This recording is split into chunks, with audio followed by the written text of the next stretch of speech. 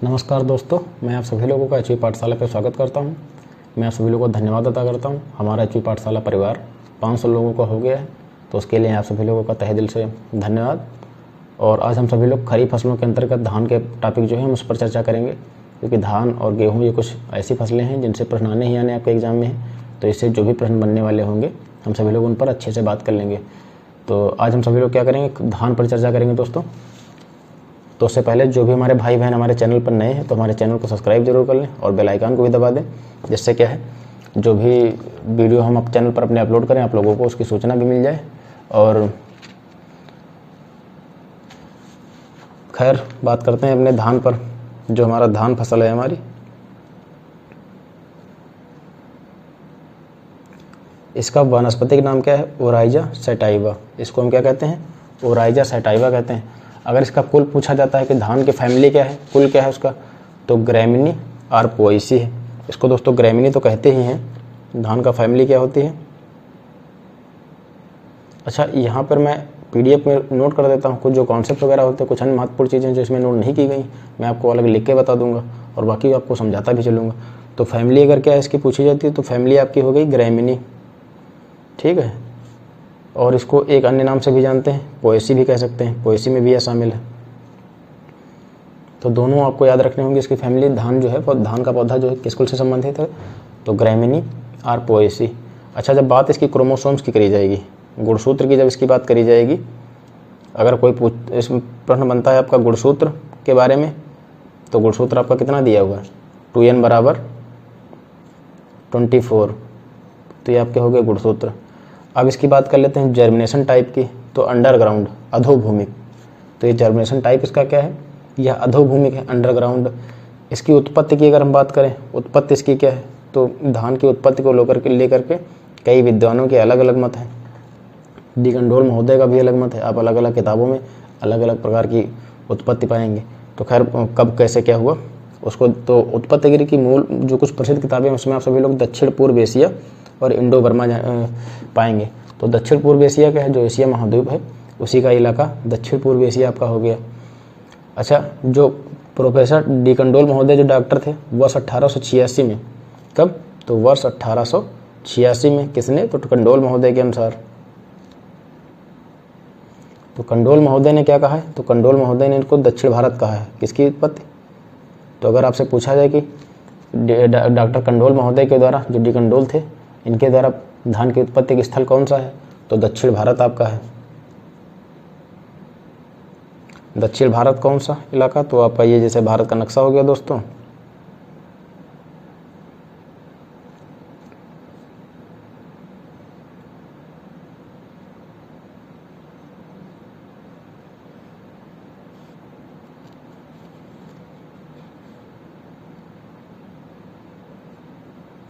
ये आपका भारत का नक्शा हो गया। तो इसका अगर हम बात करते हैं इसकी उत्पत्ति, दक्षिण इलाका क्या है, तो ये हो गया आपका दक्षिणी इलाका, ये हो गया आपका उत्तरी इलाका। ये इलाका कौन सा है आपका, ये हो गया उत्तरी इलाका। ये आपका एरिया सब हो गया दक्षिणी इलाका, दक्षिणी भारत आपका हो गया, ठीक है। ये आपका पूर्वी भारत हो गया, ये पूर्वी भारत आपका हो गया, ये पश्चिमी भारत हो गया। तो वही कह रहा है कि मतलब प्रोफेसर डी कंडोल महोदय के अनुसार आपका कौन सा इलाका है, तो दक्षिणी इलाका जो आपका है दोस्तों, यह आपका उत्पत्ति स्थल है धान का, ठीक है। अब हम बात करते हैं वेबिलो महोदय के अनुसार। तो वेबिलो महोदय, अच्छा, ये बर्मा का इलाका आपका है, ये जो इलाका है ये सभी बर्मा का इलाका है। तो वही कह रहे हैं कि वेबिलो महोदय के अनुसार क्या है, तो भारत तथा बर्मा। वेबिलो महोदय तो कहते हैं यह भारत जो है, ठीक है, यह हो गया आपका। और जो बर्मा का इलाका है, ये सब जो इलाका है आपका, ये हो गया आपका, कह रहे हैं कि वेबिलो महोदय की भारत तथा बर्मा दोनों जो हैं धान की उत्पत्ति से संबंधित हैं।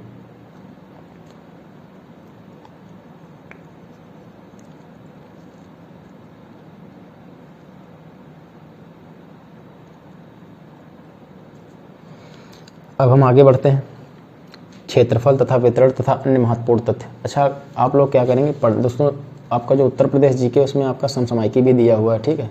हालांकि अगर एग्जामिनर थोड़ा करंट को छूना चाहता है तो क्या करेगा, जो आपके जो हालिया में चर्चित खबरें रहेंगी, जैसे धान को बासमती चावल को लेकर के भी थोड़ा चर्चे में रहा था, कुछ विवादों के अनुसार उसके ऊपर कुछ प्रतिबंध भी लगाए गए थे भारत सरकार के द्वारा। तो यही है कि मतलब आप सभी लोग इस प्रकार न्यूज़पेपर भी थोड़ा देखते रहिए। मान लेते हैं अगर किसी एग्जामिनर ने थोड़ा पेपर को टफ बनाना चाहा, क्योंकि आप ग्रेजुएशन लेवल के हिसाब से एग्जाम दे रहे हैं, तो थोड़ा आपसे उम्मीद करेगा भी आयोग। तो वही है, अगर थोड़ा कठिन बनाना चाहता है तो इन चीज़ों को आपका एग्जामिनर टच करेगा। वर्ष 2022 में कब, तो वर्ष 2022 में विश्व चावल निर्यात में, ये दोस्तों थोड़ा टाइपिंग मिस्टेक है, विश्व चावल निर्यात में भारत की हिस्सेदारी करीब 40% थी। वर्ष 2022 में कब की बात हो रही, तो वर्ष 2022 में, ठीक है, विश्व चावल निर्यात में भारत की हिस्सेदारी जो कितनी थी, 40% थी। तो भारत ने करीब जो वैश्विक स्तर पर जो भी निर्यात किए गए चावल का, उसमें करीब अपना 40% का योगदान दिया। जबकि आरोपित प्रतिबंधों के बाद भी, हमने बात करी थी पिछले कुछ महीनों में भारत सरकार के द्वारा कुछ निर्यात पर प्रतिबंध आरोपित करे गए थे, 27% भी बनी रही थी। तो वही कह रहा है कि कुछ आरोपित प्रतिबंधों के बाद भी यह 27% बनी रही। वर्ष 2022 में विश्व के चावल निर्यात में भारत की हिस्सेदारी 40% थी। हालांकि भारत सरकार के द्वारा जब कुछ प्रतिबंध आरोपित कर दिए गए, बावजूद उसके यह 27% बनी रही थी। ठीक है, और मैं ज़्यादा डीप जाना नहीं चाहता, मेरे ख्याल से इतना आपके लिए नहीं महत्वपूर्ण होगा कि इसके राष्ट्रीय आयाम क्या होंगे। ये सभी पीसीएस का जो आपका जैसे एसटीए का एग्जाम होने वाला है, तो उसके लिहाज से थोड़ा बहुत इंपॉर्टेंट रहेगा। वर्ष 2024 में भारत की बासमती चावल का निर्यात कम हो सकता है। प्रश्न भी बन सकते हैं कि निम्नलिखित में से किस किस्म का निर्यात अपेक्षाकृत कम हुआ, तो भारत की बासमती जो चावल है उसका निर्यात कम हो सकता है। ठीक है, अच्छा, हम सभी लोग क्या करते हैं, जैसे कि आप सभी लोगों ने यह भी पढ़ा होगा, भारत जो चावल उत्पादन में किस स्थान पर है, चाइना के बाद भारत का अगर हम स्थान की बात करते हैं, ये हो गया आपका भारत, ये हो गया चीन। तो चीन का चावल उत्पादन में कौन सा स्थान है, प्रथम। भारत का स्थान कौन सा है, तो भारत का स्थान है दूसरा। तो भारत जो चावल के उत्पादन में दूसरा स्थान रखता है, और जबकि प्रथम की अगर हम बात करते हैं, प्रथम कौन सा है, तो प्रथम दोस्तों आपका चीन रखता है। ठीक है, तो ये बातें आपको समझ आ गई होंगी, कौन सा इसका फैमिली है, कौन सा इसका उत्पत्ति स्थान है। अब हम बात करते हैं सुनिश्चित सिंचाई की। कुछ सुनिश्चित सिंचाई का तात्पर्य क्या है कि जो सिंचाई वाला एरिया है करीब 25% भाग पर। दोस्तों ये सभी हालिया के आंकड़े हैं, आप लोग हालिया आंकड़ों पर नज़र भी बनाए रखिए, ये बदलते रहते हैं। मान लीजिए बदल गया तो आप एग्जैक्ट ये मत कहिए कि आपने ये बताया था, तो वही है, न्यूज़पेपर से उठाए हुए हैं थोड़ा। तो आप सभी लोग क्या करेंगे, हालिया जो नज़र है, आप उम्मीद करिए आप भी थोड़ा मेहनत करिए, बनाए रखिए नज़र उन पर।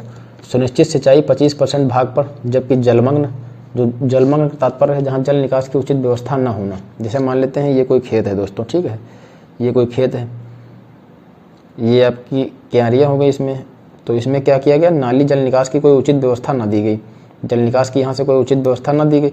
ठीक है, तो आपका पानी क्या होगा, वाटर क्या होगा, इन क्षेत्रों में भरता रहेगा, ऐसे भरता रहेगा, तो इसके अपने नुकसान है। आगे हम बात भी जब करेंगे जल निकास की या जल प्रणाली जो सिंचाई है उस पर बात कर रहे होंगे, तब हम बात करेंगे।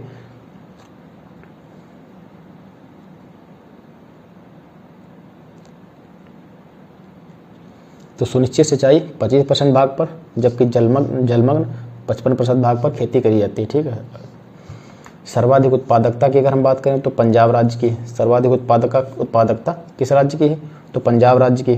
तो भारत का चावल उत्पादन में दूसरा स्थान। अगर भारत में राज्यवार आंकड़ों की हम बात करते हैं तो पश्चिम बंगाल का प्रथम स्थान है। हम सभी लोग राज्यवार आंकड़ों पर बात कर लेते हैं।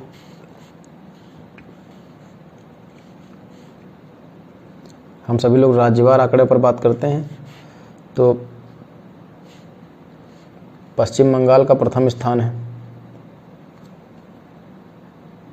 पश्चिम बंगाल का कौन सा स्थान है, तो पश्चिम बंगाल का हो गया आपका प्रथम स्थान। ठीक है, द्वितीय स्थान किसका है, द्वितीय स्थान आपका उत्तर प्रदेश का है, यूपी का। तो आप क्योंकि उत्तर प्रदेश का एग्जाम दे रहे हैं तो उत्तर प्रदेश आप जरूर याद रखिए, उत्तर प्रदेश की कौन सी रैंक है।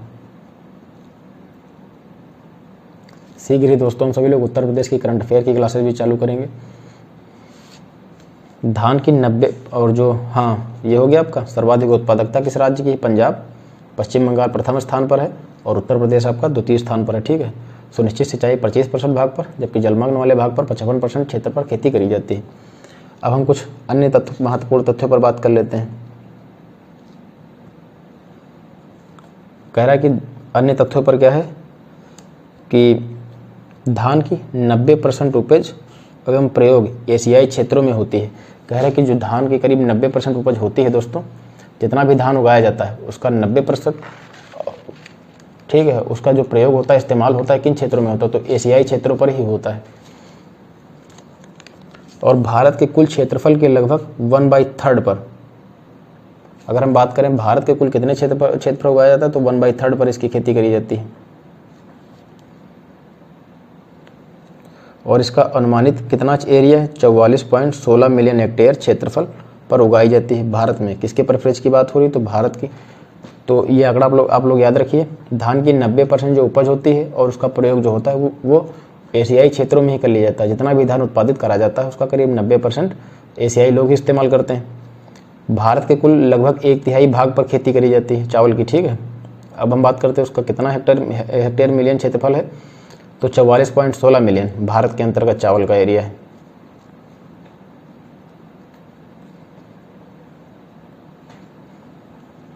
अब यह विश्व की 60% जनसंख्या का प्रमुख भोजन यही है। विश्व में सर्वाधिक क्षेत्रफल की अगर हम बात करते हैं तो भारत में स्थित है। चावल का जो एरिया है सबसे ज़्यादा कहाँ स्थित है, तो भारत में स्थित है। चावल प्रमुख खाद्यान्न फसल, भारत की कौन सी प्रमुख खाद्यान्न फसल है, यह भी प्रश्न बनता है। जैसे कि जो भारत की प्रमुख खाद्यान्न फसल कौन सी है, ये होगी आपकी चावल, ठीक है दोस्तों। और इसका 60% जो है, जो जनसंख्या है वह वैश्विक स्तर पर इस्तेमाल करती है। 60% जो जनसंख्या है वैश्विक स्तर पर इसकी इस्तेमाल करती है। इसका एरिया जो है सर्वाधिक भारत में स्थित है।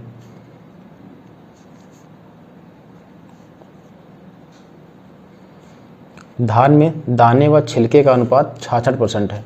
अनुपात अगर पूछ रहा है धान, जैसे आपसे दाने व छिलके का अगर आपसे अनुपात पूछे, कि मैंने कम्युनिटी पोस्ट में भी एक बार प्रश्न दिया था, तो ये कितना है, 60%, ठीक है, अर्थात 2/3 ये आपका हो गया।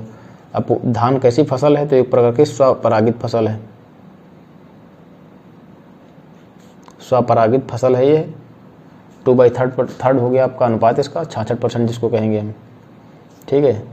धान के तने को कलम, धान के तने को हम क्या कहते हैं, धान के तने को क्या कहेंगे, कलम। जबकि इसका पुष्पक्रम है तो उसको हम पेनिकल व पुष्पगुच्छ कहते हैं। पुष्पक्रम क्या हो गया इसका, पुष्पक्रम किसे कहते हैं, हम इन सब पर बात कर चुके हैं। आपको जो मॉक टेस्ट MCQ जब हम हल करा रहे थे तो उसमें प्रत्येक से संभावित बनने वाले जो प्रश्न हैं हमने उन पर भी चर्चा करी है, तो आप सभी लोग उसको भी देखते रहिए। पुष्पक्रम जो होगा आप उसको क्या कहेंगे, पेनिकल कहेंगे या फिर पुष्पगुच्छ कहेंगे। धान के तने को कलम कहते हैं हम सभी लोग, ठीक है।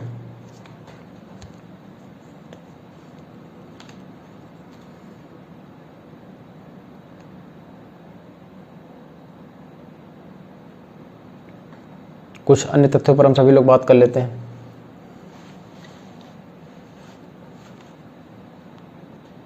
सफ़ेद धान जो होता है दोस्तों, उसमें अगर हम प्रोटीन की बात करें तो करीब 6 से 7% होती है। क्या है, जो सफ़ेद धान होता है,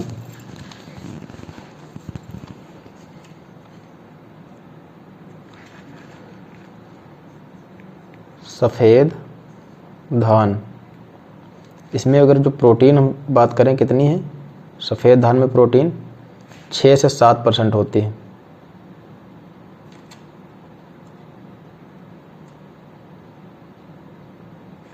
छः से 7% होती है। अच्छा, जो ब्राउन राइस होती है उसमें करीब 7 से 9% होती है। अगर इसके आप कंपोजिशन की बात करें तब, तो ब्राउन राइस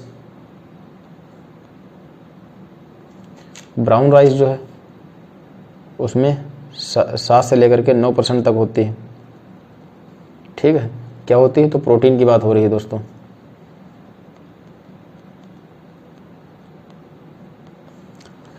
और कार्बोहाइड्रेट की अगर हम बात करें, कार्बोहाइड्रेट कितना पाया जाता है,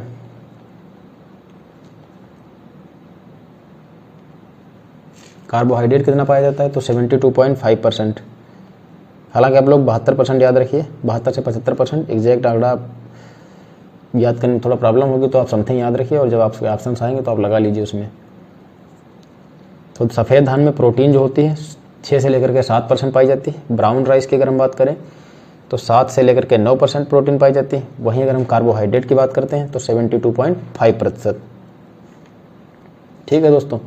और इसके कौन सी प्रोटीन होती है, प्रोटीन जो होती है ओराइजेनिन प्रोटीन इसमें पाई जाती है। कौन सी प्रोटीन है,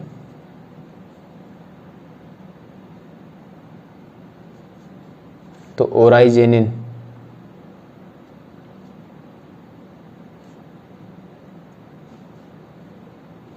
तो प्रोटीन कौन सी पाई जाती है, तो ओराइजेनिन प्रोटीन पाई जाती है।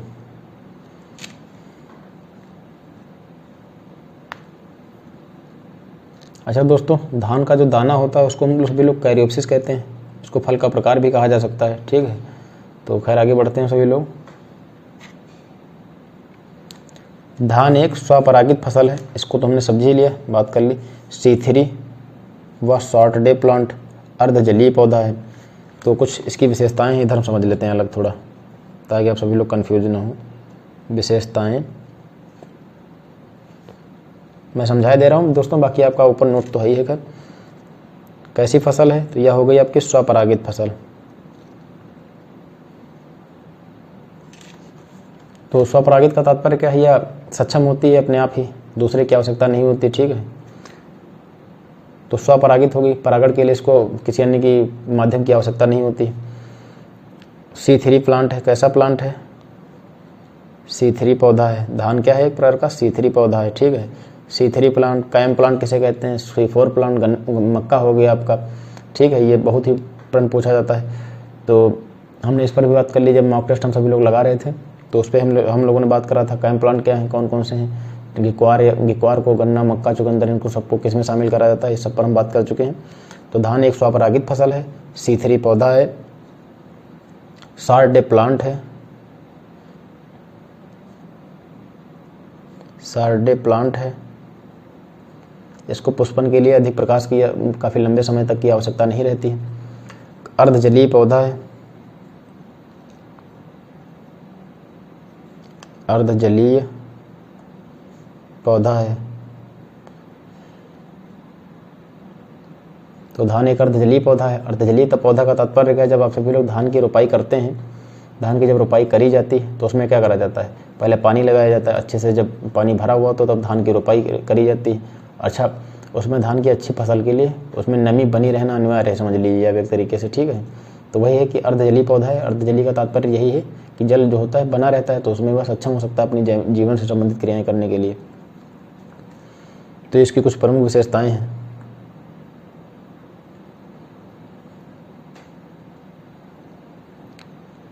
अब हम बढ़ते हैं आगे। सुगंध का कारण, जो कुछ धान की जो किस्में होती है उसमें जो सुगंध पाई जाती है डाइएस्टाइल 1 प्रोपाइल के द्वारा पाई जाती है। किसके द्वारा पाई जाती है, तो डाइएस्टाइल 1 प्रोपाइल के द्वारा पाई जाती है।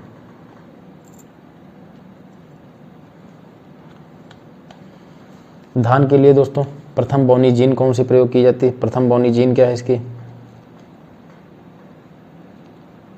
प्रथम बोनी जीन, प्रथम बोनी जीन क्या है, तो इसकी आप सभी लोगों ने सुना होगा डी गी वू जेन। कौन सी है, डी गी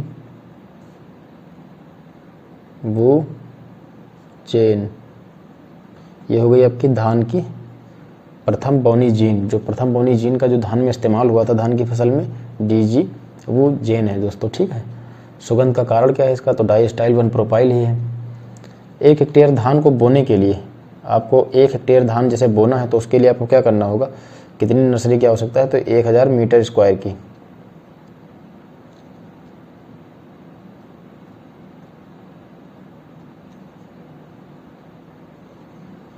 एक 1000 मीटर स्क्वायर नर्सरी, जो कि बुआई के कुल क्षेत्रफल का 1/10वां भाग होता है। तो जैसे मान लेते हैं कि कहने का तात्पर्य यह है कि 1 हेक्टेयर धान जब आप बोने जा रहे हैं तो उसके जैसे मान लेते हैं आपका ये फार्म है 1 हेक्टेयर का। ठीक है, 1 हेक्टेयर का ये फार्म है आपका। अब इसमें आपको बोना है तो 1000 मीटर स्क्वायर की नर्सरी चाहिए आपको इसमें जो भी पर्याप्त 1000 मीटर स्क्वायर की आपको ये नर्सरी चाहिए, ठीक है।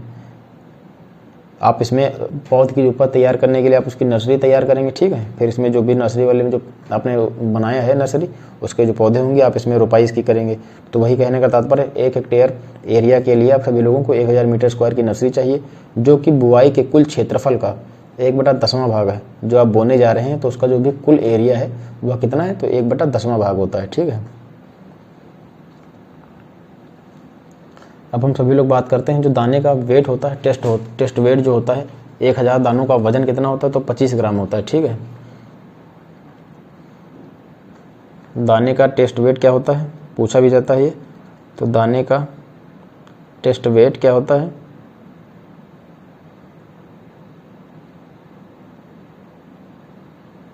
दाने का टेस्ट वेट कितने दानों का, तो 1000 दानों का।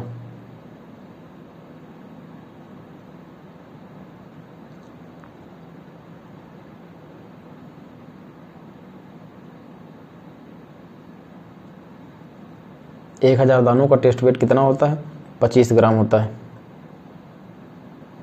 जबकि अगर हम बासमती के जो टेस्ट वेट बासमती के दाने होते हैं, अगर उसकी हम सभी लोग बात करें, जबकि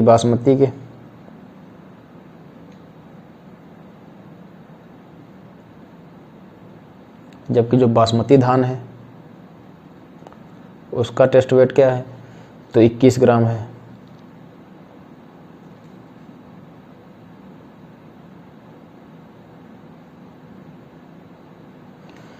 तो धान के जो टेस्ट वेट है दोस्तों, जो 1000 जैसे आपने कहा, अगर धान के जो 1000 दाने होते हैं उनका टेस्ट वेट 25 ग्राम होता है। अच्छा, जो बासमती के धान होते हैं, जो बासमती का चावल होता है, उसके 1000 दानों का वजन 21 ग्राम होता है।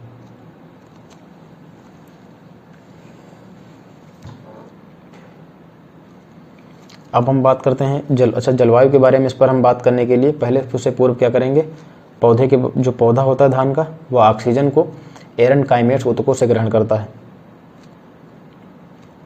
तो धान का पौधा होता है वह ऑक्सीजन का ग्रहण किन ऊतकों के माध्यम से करता है, तो एरनकाइमेट्स ऊतकों के माध्यम से करता है। धान का पौधा ऑक्सीजन को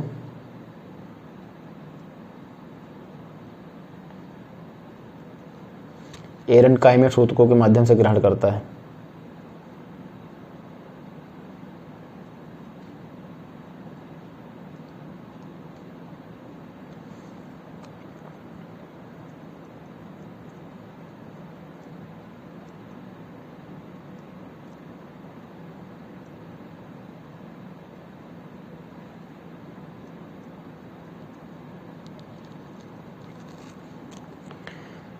अच्छा मित्रों, इससे पहले हालांकि मैं फालतू की इधर उधर बात तो नहीं करता, खैर आप सभी लोग देखते भी होंगे, किंतु मैं यही कहूँगा, ज़िंदगी दोस्तों बार बार मौका नहीं देती है, तो आप सभी लोग मेहनत अच्छे से करिएगा। वैसे ही आप सभी लोग, अगर आप सभी करंट अफेयर वगैरह देखते होंगे, तो बेरोजगारी का क्या आलम है आप सभी लोग अच्छे से जानते हैं। तो जब भी मौका मिले तो आप उस मौके को हाथ से जाने ना दीजिए। ये समझ लिए फर्स्ट एंड लास्ट मौका है बेरोजगार ना कहलाने का। तो आप सभी लोग अच्छे से मेहनत कर लीजिए ताकि आपका सिलेक्शन भी हो जाए। तो आप कुछ भी मत छोड़िए, एक एक चीज़ आप याद कर लीजिए, आपको याद होनी चाहिए, जीप पे आपके याद, मतलब समझ रहे हैं, रटी होनी चाहिए। अगर कोई पूछ ले किस प्रकार की मिट्टी, तो समझ तुरंत बताया जाए, किस प्रकार कितना तापमान, तो तुरंत बताइए आप लोग कौन कौन सी किस्में किस इलाके के लिए, यहाँ तक कि इतना याद होना चाहिए आपको, ठीक है। ताकि आप अच्छा याद करने क्यों कह रहे हैं, याद करने के पीछे ये है मित्रों, क्योंकि आप अगर याद करेंगे तो आपको कन्फ्यूजन नहीं रहेगा। अगर आप लोग सिर्फ पढ़ेंगे तो जब आपके 4 सामने ऑप्शन आएंगे तो आप सभी लोग कन्फ्यूज आएंगे इसमें कौन सा सही रहेगा। खैर वापस लौटते हैं अपने टॉपिक की ओर। जलवायु जो है नम एवं गर्म जलवायु चाहिए। जो धान की जो फसल है उसको उगाने के लिए नम एवं हल्की गर्म जलवायु चाहिए। एक मिनट दोस्तों।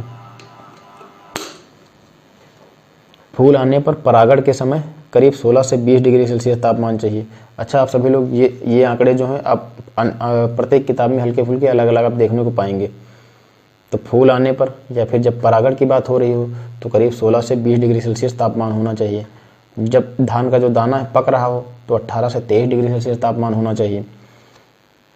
अगर 35 डिग्री सेल्सियस से तापमान अधिक है तो बालियों में क्या है, दाने दोस्तों नहीं बनेंगे। कहने का मतलब है अगर तापमान या टेम्परेचर जो है 35 डिग्री सेल्सियस से अधिक होगा तो धान में जो दाने, बालियों में जो धान की जो बालियाँ होंगी उसमें दाने नहीं बनेंगे।